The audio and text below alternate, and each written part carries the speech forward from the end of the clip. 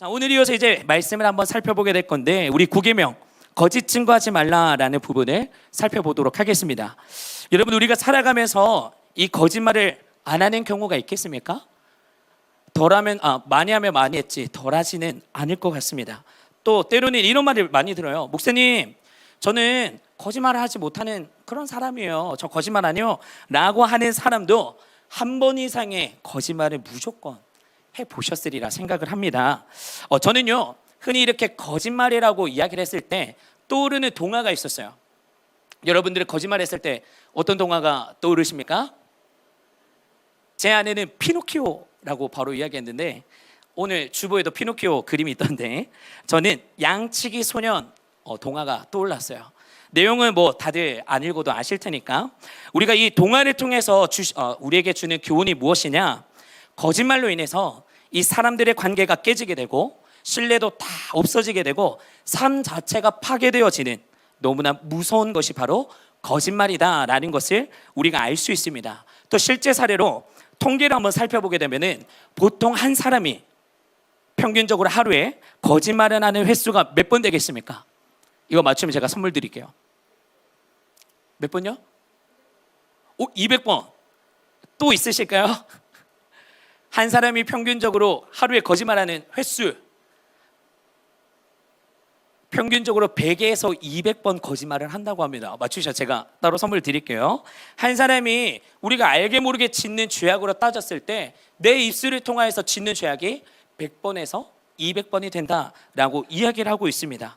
자, 그렇다면 거짓말을 어떤 식으로 많이 드러내게 되는가, 현실적인 일단 삶에서 먼저 살펴보시게 되면은 첫 번째 이런 게 있습니다. 나 거의 다 왔어.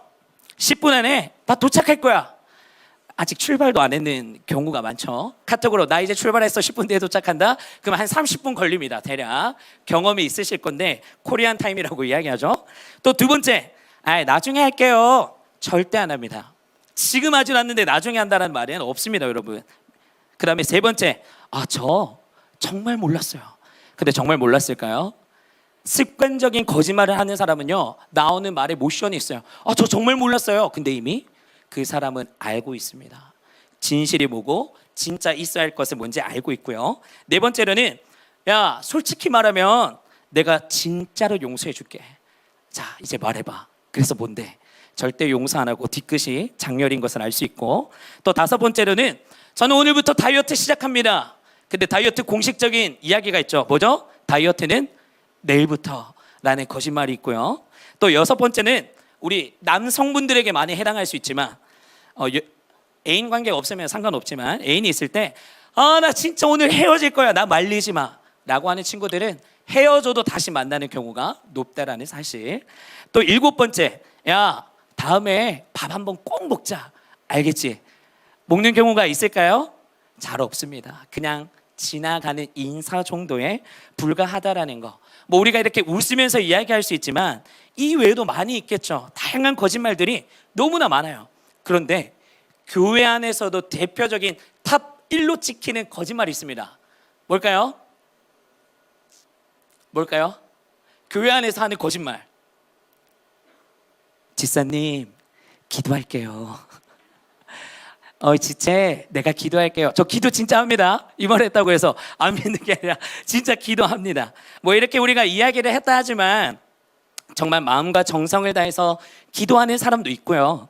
또 자기가 했는 말을 지키기 위해서 부단히 노력하는 사람들도 많이 있습니다. 뭐 번외로 이야기였지만, 무튼 이렇게나 거짓말을 많이 하는 사람들의 모습들과 나의 모습을 이제 조금씩 떠올려 볼 수가 있을 건데, 오늘 말씀을 딱 살펴보게 되면은 10계명 중에 9계명과 10계명이 이 거짓말하지 말아라라는 계명 가운데 속한다라는 것을 우리가 살펴볼 수가 있게 됩니다. 자, 그렇다면 이 계명이 나온 배경에 대해서 우리가 살펴볼 필요가 있는데, 자, 9계명과 10계명의 말씀을 살펴보게 되면은 히브리어 원어를 가지고 보게 되면 이렇게 이야기합니다. 특별한 점이 느껴지게 되는데 바로 법정 용어에 대해서 많이 이야기를 해요.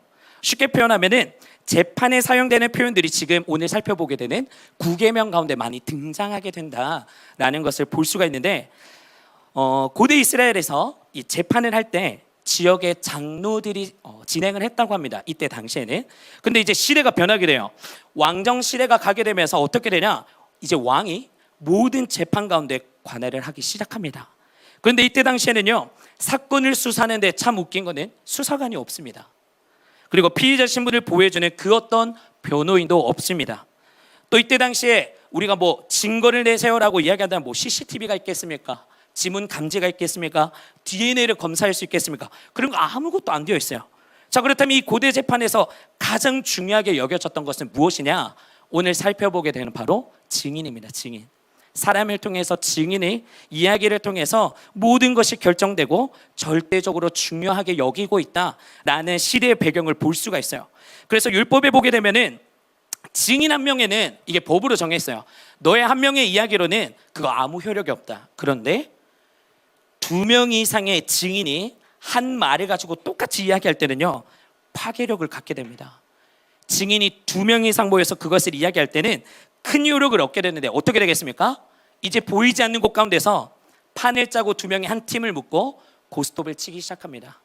이 고스톱을 치기 시작하면은 어떤 일들이 많이 일어나게 되느냐, 그 말씀이 오늘 나봇 사건에 대해서 우리에게 알려주고 있는데요, 우리 열왕기상 21장 1절 말씀부터 우리 한번 읽어보도록 하겠습니다. 1절 먼저 읽을게요. 시작. 그 후에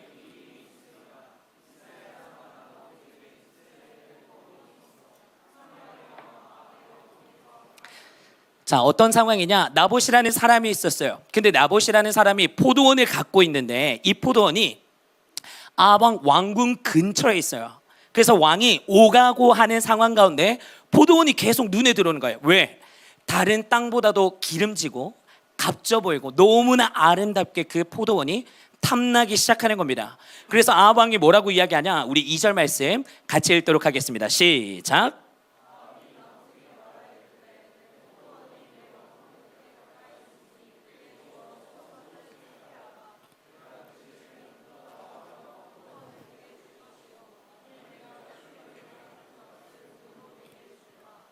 자, 쉽게 표현해서 아합 왕이 이제 거래를 시작하죠. 나보사, 너 포도원 갖고 있는 거 나한테 좋은 가격에 내가 값을 쳐줄 테니까 이거 팔아라. 내가 정말 아름다운 포도원도 너에게 줄 것을 약속할게 이야기하는데, 이제 나봇이 이야기합니다. 왕이시여, 아닙니다. 이 땅은요, 우리 조상들로부터 나에게 물려준 유업입니다. 제가 이 땅을 놓칠 수는 없습니다 라고 이야기하는 게, 조상의 유산을 왕에게 주기를 여호와께서 금하실지로다 라고 이야기를 하니까 왕이 좀 쪼잔했나 봐요. 그래서 왕이 어떻게 되냐면요, 알아눕기 시작해요. 아니, 내가 왕인데도 포도원을 나에게 팔지 않는다고? 그래서 4절에 보시게 되면 아합이 근심하고 답답하여 왕궁으로 돌아와 침상에 누워 얼굴을 돌리고 식사를 아니하니, 이렇게 모션이 등장하게 됩니다. 근데 그의 아내 이세벨이 등장합니다. 이세벨이 엄청 무서운 아내입니다. 너무 무서운 아내예요. 이세벨이 이야기하기를, 왕이시여, 당신은 왕인데 뭐 때문에 지금 근심하고 식사를 하지 않고 있습니까? 6절 펼쳐주실까요? 그러면서 이제 꼰질러요. 왕이 있었던 1, 2, 3절의 이야기를 이야기합니다. 아니, 저기 있던 포도원 갖고 싶은데 나봇이 이래 해서 팔지 않는데요. 이세벨이 이야기합니다. 왕이시여, 걱정하지 말고 식사하시고 마음껏 즐기세요. 내가 그거 문제 해결해 주겠습니다 라고 이세벨이 일을 계략을 벌립니다. 어떤 계략을 하냐? 편지를 써서 장로들인가 막 보내요. 그 내용이 무엇이냐? 거짓 증인 2명을 세우기 시작합니다. 그리고 거짓 2명이 하는 일이 뭐냐? 나봇이 있는 곳 가운데 가서 나봇이 하나님과 왕을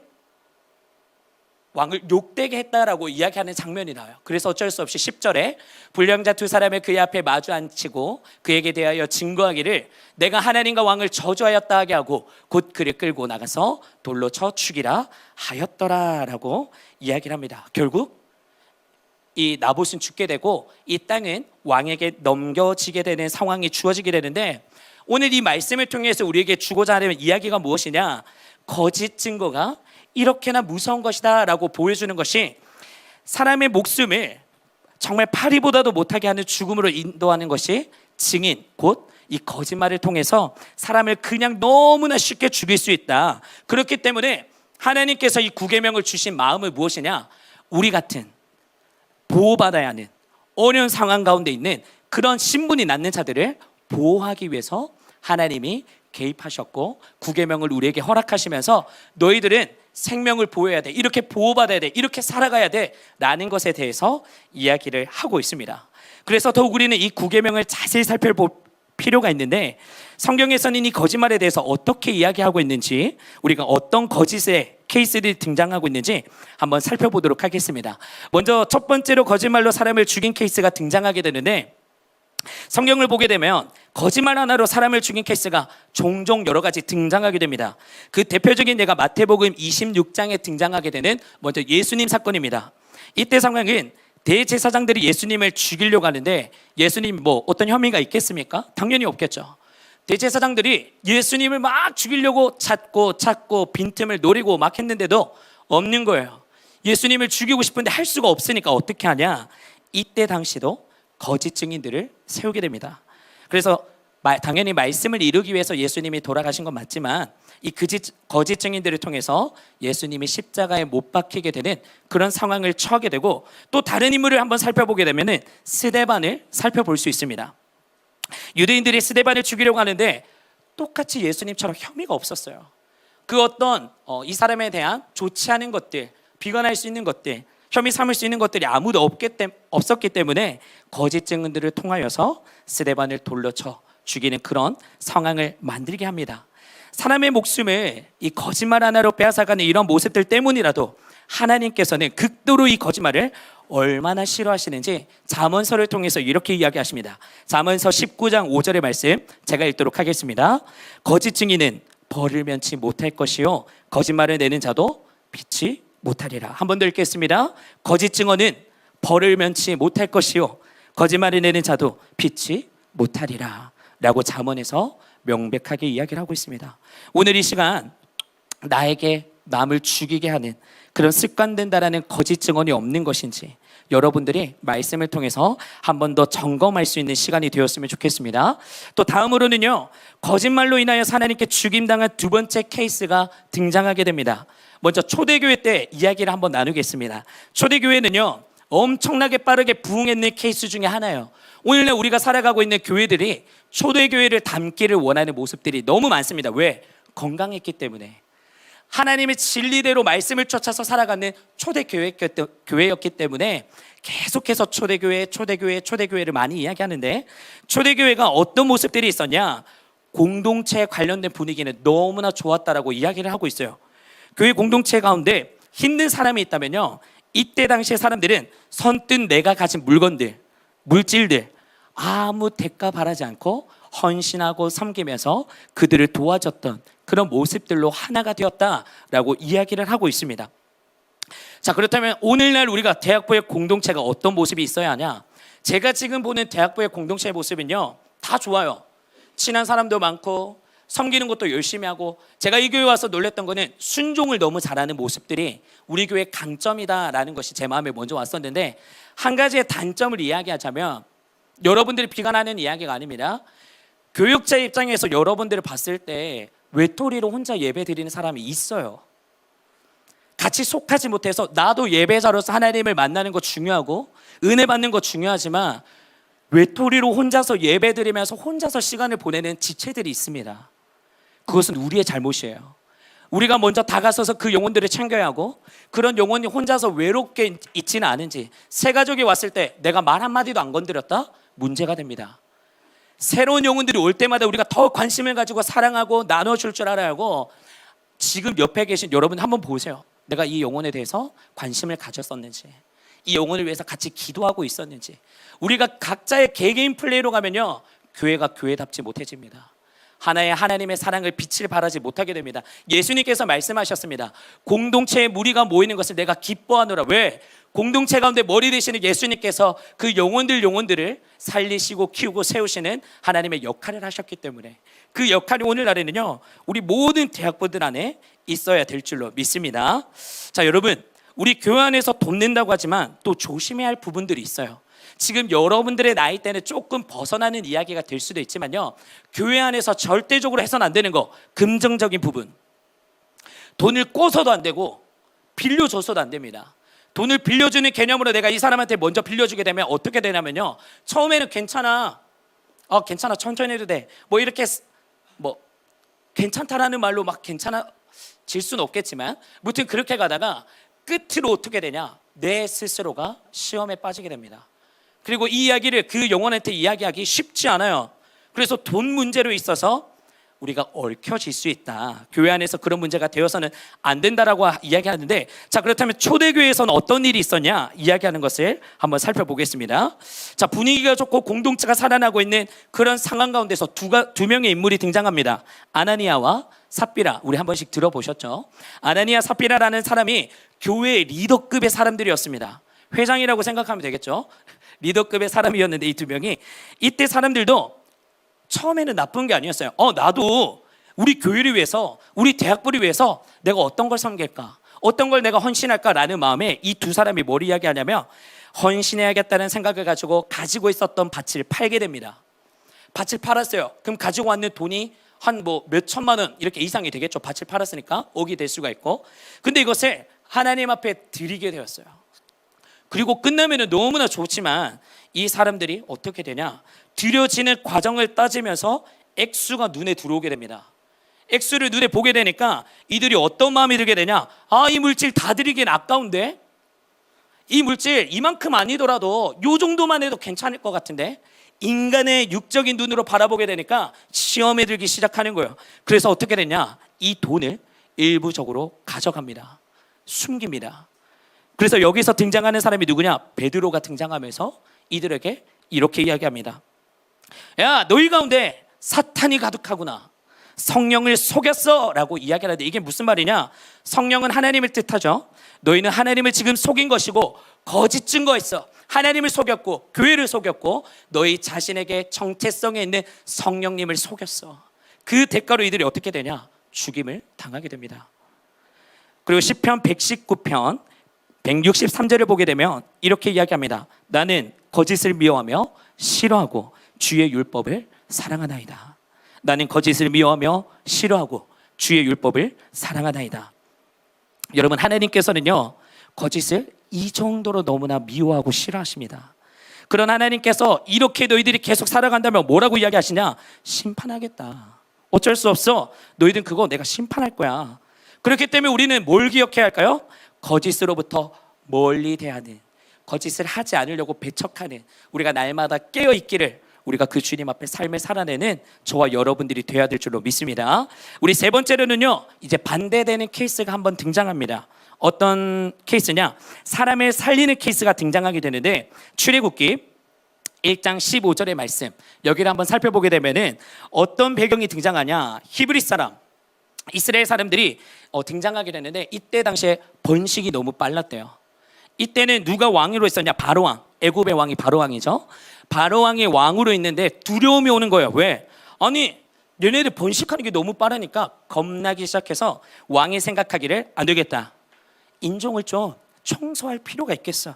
얘들아, 이들의 번식을 막기 위해서 어떻게 하면 좋겠느냐라고 생각했는 아이디어가 무엇이냐, 히브리 사람들이 아이를 놓을 때마다 남자라면 무조건 다 죽여라. 남자라면 무조건 가차없이 죽여라. 왜? 남자들이 그룹이 되고 군대가 되고 쿠데타를 일으킬 수 있기 때문에 남자들은 다 죽여버려 라는 명령을 내리게 됩니다. 근데 왕은 이때 당시에 신적인 존재였는데 말을 듣지 않는 사람들이 있었어요. 말을 듣지 않으면서 아기들을 죽이지 않게 됩니다. 그래서 왕이 그 산파들을 데리고 옵니다. 산파가 아기를 낳았을 때 관리하는 사람들 보고 산파라고 이야기하는데, 산파들에게 직접적으로 명령을 내렸지만 산파들이 명령을 따르지 않았어요. 그래서 왕이, 산파 니들 일로 와봐, 내가 아기를 죽여라 했지 왜 안 죽였어? 라고 이야기하니까 산파가 이렇게 거짓말을 합니다. 왕이시여, 아니 그렇게 하려 했는데요. 히브리 여인들은 애굽 여인들과 다르게 너무나 건강합니다. 이 사람이 달라요. 우리가 이미 가서 출산하는 것을 확인하기도 전에 이미 아기들이 다 놓여진 상황입니다. 아기들이 태어나는 상황입니다. 그래서 우리가 태아 있을 때 뭐 어찌할 수 없고 그 자리에서 태어났으니 우리는 죽일 수가 없었습니다 라는 거짓말을 하게 됩니다. 그런데 하나님께서는 이런 거짓말들 부분에 있어서 어떻게 하셨냐, 오히려 축복해 주십니다. 왜 그랬을까요? 왜 이들은 거짓말을 했는데 축복을 받게 되었을까? 또 다른 성경에는 이렇게 이야기합니다. 여호수아 2장을 보시게 되면은 우리가 너무나 잘 알고 있는 배경입니다. 이스라엘 백성들이 이제 가나안 땅에 들어가는데 정탐꾼을 보내게 되는 사건 다들 알고 계시죠? 정탐꾼을 보내게 됩니다. 그런데 어떻게 되죠? 들키게 되죠. 그래서 그 상황 가운데 기생 라합이라는 사람을 은혜 가운데 만나게 돼요. 그 기생 라합을 만나게 되고 기생 라합이 거짓말하게 되죠. 군사들이 이 정탐꾼을 잡기 위해서 기생 라합 집에 찾아옵니다. 그리고 이야기합니다. 너희들 그 정탐꾼들 봤지? 어디로 갔어? 물어봤는데 저기 저쪽으로 갔던 것 같은데요. 이미 집 안에 그 지붕 위쪽에 숨겨놨었던 사건이거든요. 근데 거짓말을 하고 이들을 살려주게 되는, 오히려 거짓말을 통해서 선의를 베풀게 되는 그런 사건이 등장하게 됩니다. 그런데 이 사건을 통해서도 하나님께서는 이들에게 큰 복을, 축복을 허락해 주시게 됩니다. 보통 이런 거짓말을 가리켜서 뭐라고 이야기하냐면 불가피한 거짓말이라고 이야기를 합니다. 그런데 우리가 살다 보면요, 이런 이야기를 좀 들어보셨을 거예요. 우리는 그리스도인이기 때문에 거짓말을 해서도 안 됩니다. 그게 한량없는 하얀 거짓말이라도, 우리가 착한 거짓말이라도 그 어떤 것도 해서는 안 됩니다라고 강력하게 이야기했던 사람이 누구냐면요, 어거스틴이에요. 어거스틴 한 번씩 들어보셨죠? 어거스틴이라는 유명한 사람이 있는데, 이 사람이 우린 절대 거짓말 하면 안 됩니다.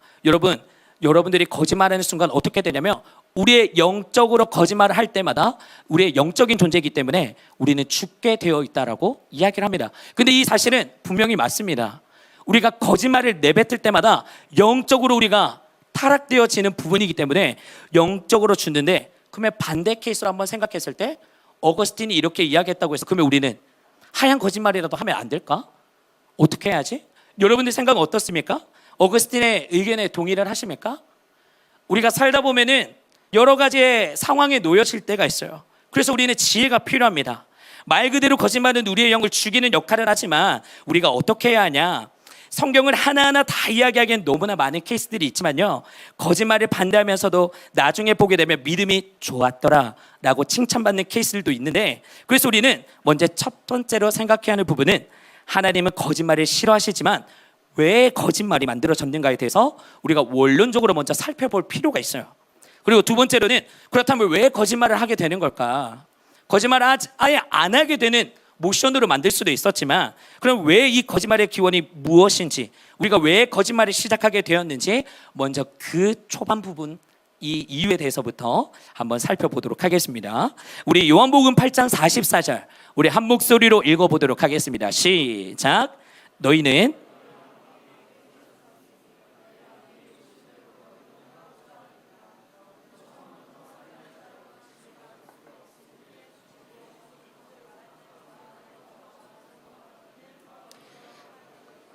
거짓의 아비가 되었습니다. 아멘. 성경은 뭐라고 이야기하고 있습니까? 마귀가 거짓말쟁이고 거짓의 아비다라고 명확하게 이야기를 하고 있어요. 거짓의 아비는요, 거짓의 시초가 된다라는 것을 우리가 생각할 수 있겠죠.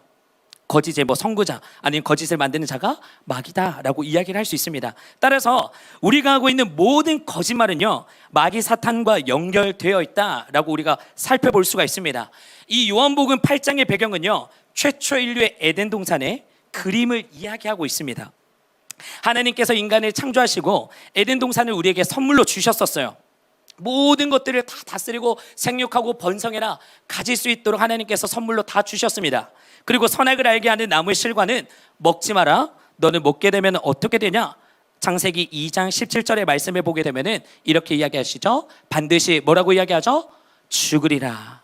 내가 먹는 날에는 반드시 너는 죽게 될 것이다 라고 하나님께서 이야기를 하시는 장면이 이 요한복음 8장을 통해서 배경으로 살펴볼 수가 있습니다. 자, 우리가 말씀을 살펴보면은 교회 왔는지 얼마 안 되는 사람은 무조건 질문하는 게 이게 있어요. 이 말씀을 딱 봤을 때, 아니 목사님 무슨 과일 하나 먹었다고 죽이냐, 이렇게 그건 좀 아니지 않냐, 선악과를 왜 만들었어요, 이렇게 이야기하면 우리가 알고 있는 대답들이 있잖아요. 이것은 그런 차원에서 하나님께서 이렇다 저렇다 만들었다기보다는 하나님이 그냥 만들으신 법이다라고 생각하시는 게 가장 편합니다. 하나님께서 당연히 하나님됨을 알 수 있도록 만들어 놓으신 거지만 이 법을 통하여서 너는 나에게 순종해야 돼, 너는 나를 경외해야 돼 라는 것을 알 수 있도록 하나님이 만들어 놓으신 법이다라는 것을 우리가 알 수가 있지만, 이렇게 하나님께서 말씀하셨음에도 불구하고 오늘 이제 말씀에 등장하게 되는 사탄이 어디에 들어가냐? 뱀 속에 들어가서 하와에게 이렇게 이야기합니다. 우리 창세기 3장 4절 5절 말씀 한 목소리로 읽도록 하겠습니다. 시작.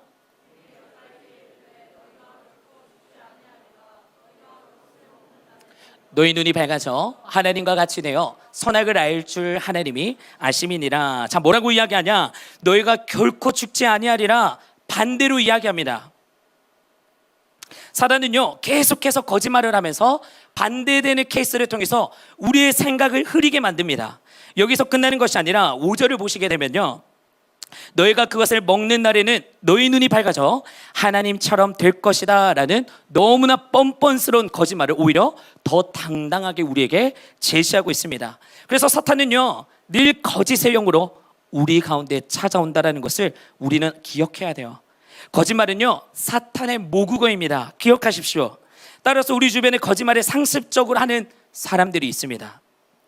여러분들 지인 가운데, 친구들 가운데, 때로는 식구들 가운데 거짓말을 상습적으로 하는 사람들이 있을 수 있어요. 또 그런 일은 없을 수 있겠지만 교회를 다녀도 여러분들이 주변에 있는 지체가 될 수 있고 성도가 될 수 있고 무튼 그런 사람들 가운데 있어서도 거짓말을 밥 말아 먹듯이 계속하는 사람이 있습니다. 그럼 우리는 파악해야 돼요. 그 사람의 정체성을 의심해 봐야 합니다. 제가 이 이야기 한 적 있죠. 내 옆에 있는 사람이 죄를 범하게 되면서 내가 그 물줄기를 타고 들어올 것 같다면 이 사람의 관계를 끊어버려라고 이야기했습니다. 관리를 하셔야 돼요. 배척하시고 끊어내셔야 합니다. 그런데 지금도 이야기하는 거는 하물며 내 옆에 있는 교인일지라도 내 옆에 있는 같은 셀에 있는 일꾼이라도 그 사람의 정체성이 문제가 있다. 이 사람의 정체성의 포지션이 주인이 되어서 죄인의 길로 빠지고 나를 죄악으로 물들게 하려 하고 있다. 여러분들 파악하셔서 그분들을 어떤 출신이고 마귀에 속한 건가 여러분들이 잘 파악하고 여러분들이 조사할 필요가 있다라는 것입니다. 이렇게 에덴 동산에 사탄이 하와에게 거짓으로 유혹으로 찾아오게 되었고, 이때 우리는 하와의 반응도 한 번 더 살펴볼 필요가 있어요. 어떤 반응을 보였는가?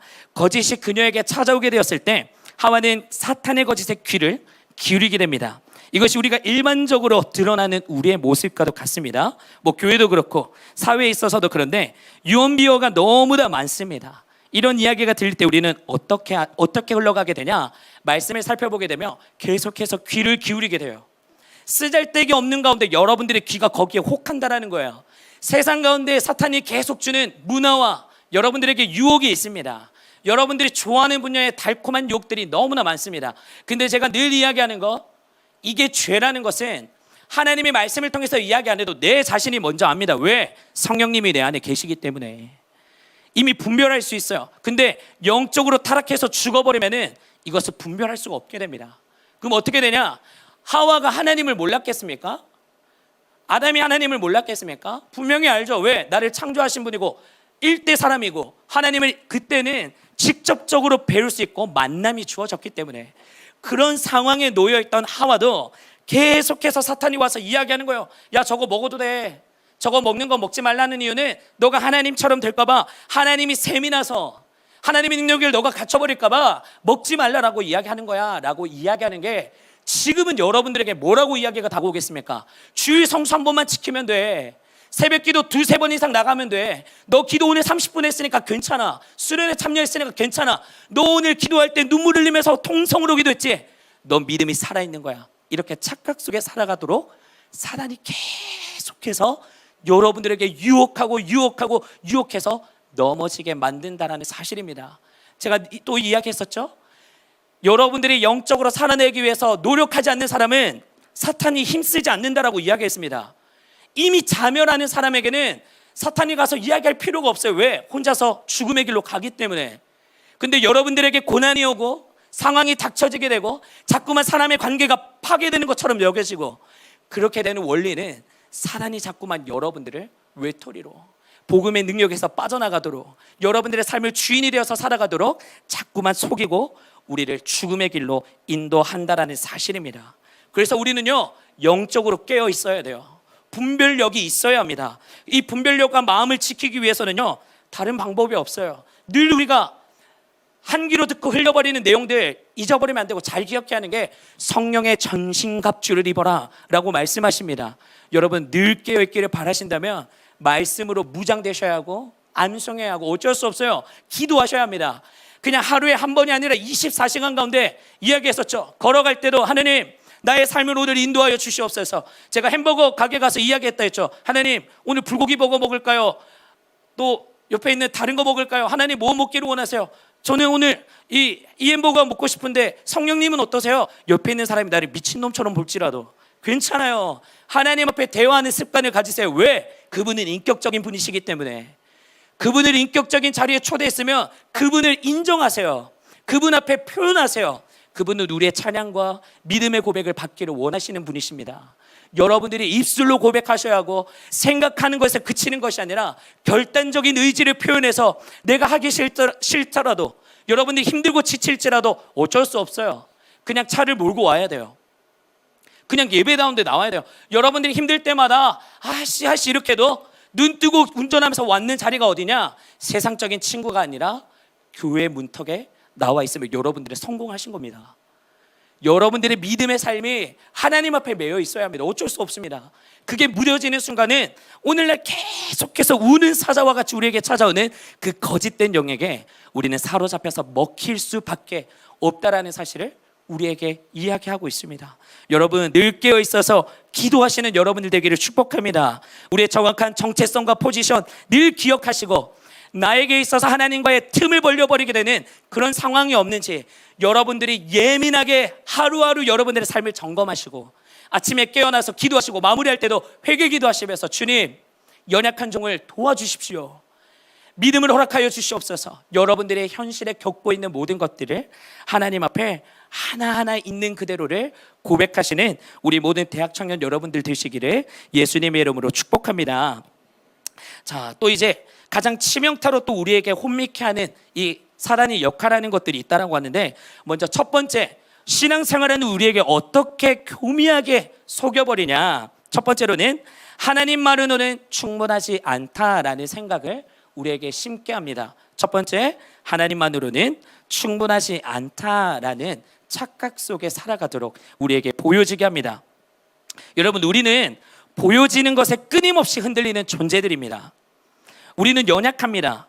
그래서 남들에게 비춰지는 나의 모습을 보면 하염없이 자존감이 낮아져요. 특히 우리 대학교 같은 경우에 이런 이야기 너무 많이 들었어요. 남들 내 또래 애들은 서울권에 인서울하는데 좋은 곳에 취업하는데 나는 왜 여기 목포에 있지? 나는 왜 지방권에 떨이가 되어 있는 것처럼 여기에 있지? 라는 생각에 자존감이 낮게 있는 사람들이 꽤 많이 있다라고 들었어요. 여러분, 정말 그렇게 생각하십니까? 우리가 기도할 때 나의 길 인도하시는 그 하나님, 고백하잖아요. 찬양하잖아요. 나의 길 오직 그가 하시나니. 실컷 기도하고 고백하면서 여러분들이 바라보는 표대가 어디입니까? 왜 자존감을 낮게 가지시고 세상이 요구하고 인정하는 그 성공의 자리만 바라보고 계십니까? 이미 여러분들은 사단에게 진 거예요. 내 스스로에게 이야기하기를 나는 부족해, 나는 만족스럽지 않아. 이 고백이 누구한테 이야기하는 거냐? 하나님이 내게 있다 할지라도 저는 부족합니다. 하나님 나에게 채워준다라고 말씀 가운데 아무리 역사하시지만 하나님이 내 삶에 개입하지 않는 것 같습니다. 하나님 없는 것 같아요. 하나님 대체 나에게 뭘 하고 계십니까? 내 기도 왜 응답하시지 않습니까? 여러분들의 신앙적 고백은요, 계속해서만 밑바닥을 치면서 충분하지 않다라는 저 동굴로 숨어버리게 되는 그런 여러분들의 텐션이 등장하게 된다라는 겁니다. 근데 이런 우리의 고백 가운데 하나님께서 뭐라고 이야기하시냐? 우리 시편 23편 1절의 말씀 우리 함께 같이 읽어볼까요? 시작. 여호와는 나의 목자시니. 여러분, 아멘이십니까? 하나님께서 분명하게 우리에게 오늘도 이야기하고 계십니다. 너는 나로 하여금 실패한 작품이 아니야. 내가 너에게 많은 것을 줬고 이미 너는 누리고 있는데 너는 무엇을 보고 있냐? 너에게 생명을 줬고 호흡을 줬고 찬양할 수 있는 자유의지를 줬고, 너가 무엇을 하든지 어느 길로 가든지 내가 너를 보호하고 내가 너와 동행하기를 원하는데, 내가 너의 모든 것을 책임지고 있는데 너는 무엇을 통해서 만족함 받기를 원하느냐? 여러분, 여기에서 갈리게 됩니다.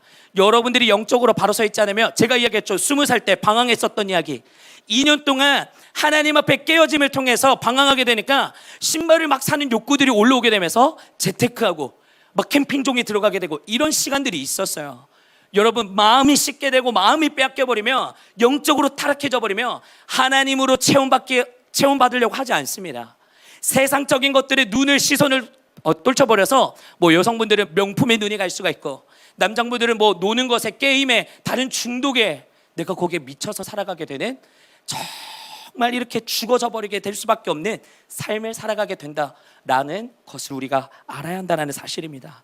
하나님은 우리에게 영원토록 마르지 않는 이 샘을 허락하여 주셨습니다. 여러분들이 이 목마르지 않는 이 샘, 하나님이 주신 그 품 안에서 계속 살아가기를 오늘도 발버둥 치면서 기도하는 저와 여러분들이 되었으면 좋겠습니다. 우리 두 번째로 살펴보게 되시는 것은 또 이거입니다. 하나님은 내 삶에 실제적으로 관여하지 않아 라는 부분입니다.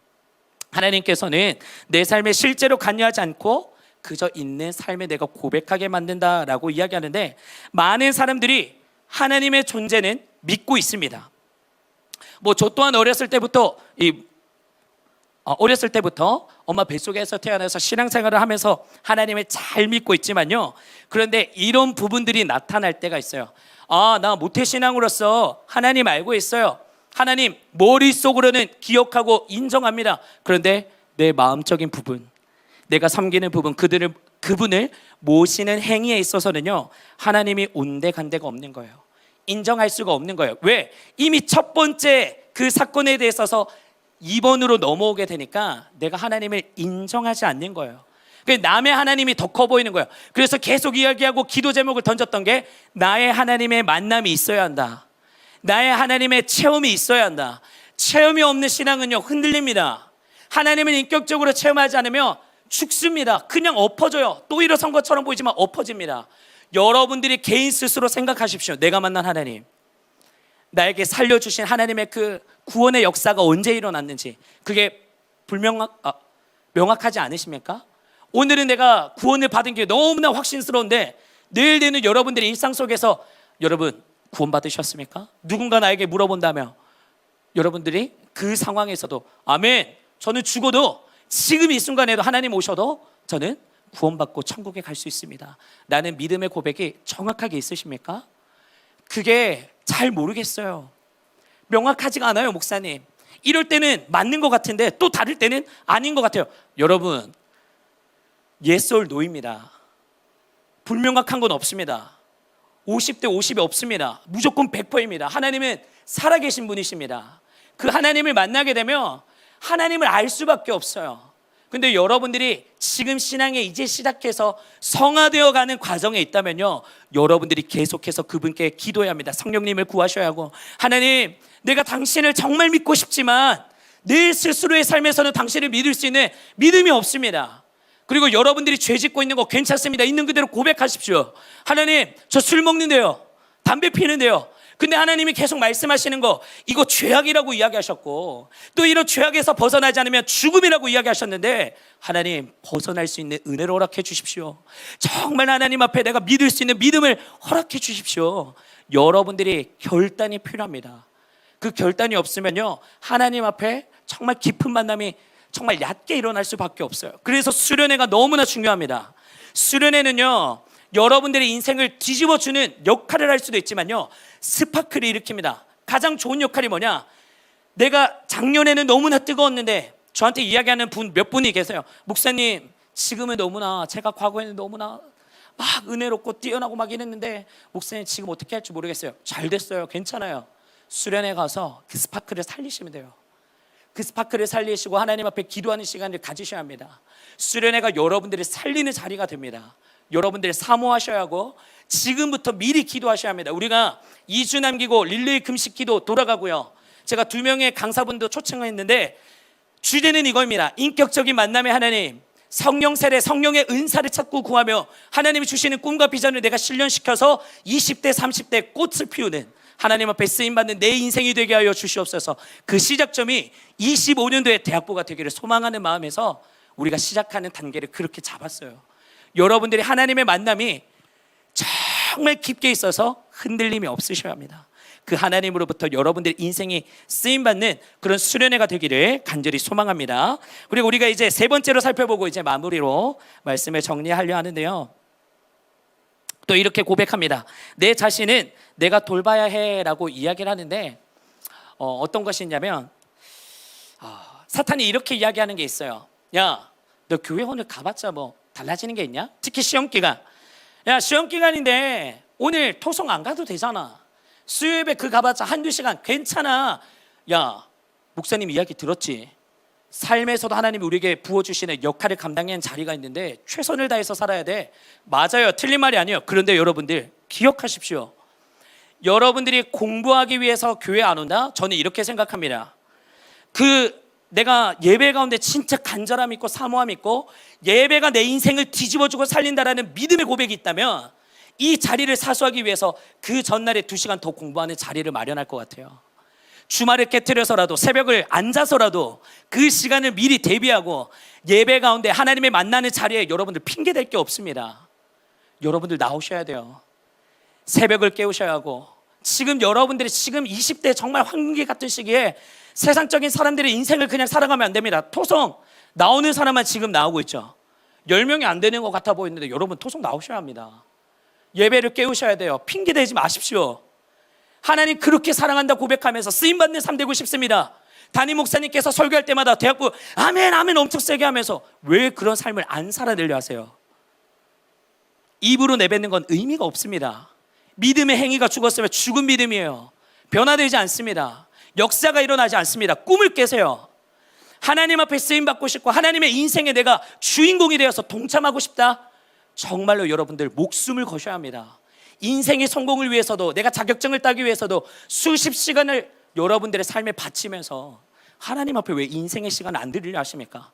도둑놈 신보죠. 절대 쓰임받을 수 없습니다. 기억하십시오. 여러분들의 20대 인생을 그냥 마무리하려 하지 마시고 하나님이 준비하신 타이밍 때 내가 쓰임받기 위해서 훨훨 날아가는 나의 인생 되기 위해서 미리 기도하시고 미리 하나님 앞에 무릎 꿇으시고 나의 왕되심을 인정하시면서 여러분들의 달려갈 길을 여러분들이 선택하는 것이 아니라 하나님 앞에 맡겨드리는 여러분들의 삶이 되었으면 좋겠어요. 그래서 하나님께서 우리에게 말씀하십니다. 얘야 너는 내 자녀고 내 백성이 되었어. 그렇기 때문에 너는 기억해야 돼. 뭐를요? 너희는 가만히 있어. 내가 하나님 됨을 알지어다. 너희는 가만히 있어. 내가 하나님 됨을 너는 알게 될 거야. 너는 이미 내 자녀가 되었기 때문에 내가 너를 위해서 싸울 것이고 내가 너를 위해서 역사하는 것을 너는 그저 그 자리에서 보면 돼. 무엇을 통해서요? 예배를 통해서. 무엇을 통해서요? 심는 자에게 복이 있다라고 이야기하셨죠? 새벽을 심고 기도의 자리를 심고 말씀을 심고 11조로 심고 봉헌물로 심고 여러분들의 20대 인생의 시간들을 하나님 앞에 쏟으십시오. 그러면 여러분들의 20대 30대 40대 가서 보게 됩니다. 무엇을요? 아, 하나님이 나의 삶을 인도하고 계셨구나. 내가 보이지 않았지만 20대 내 인생의 어두움 같아서 보이지 않고 내 손에 잡히는 거 없었지만 여러분들이 20대 후반이 되었을 때 30대가 되었을 때 경험할 것입니다. 저도 그래요.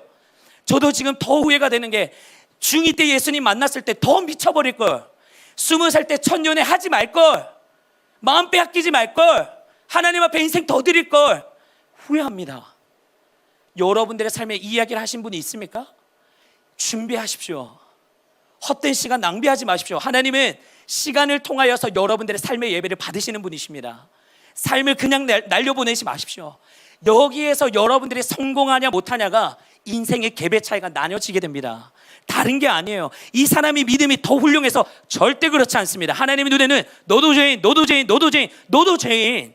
그런데 그 상황 가운데 누가 나를 찾고 구하고 엎드리고 회개하며 내게 붙어있기를 소망하느냐.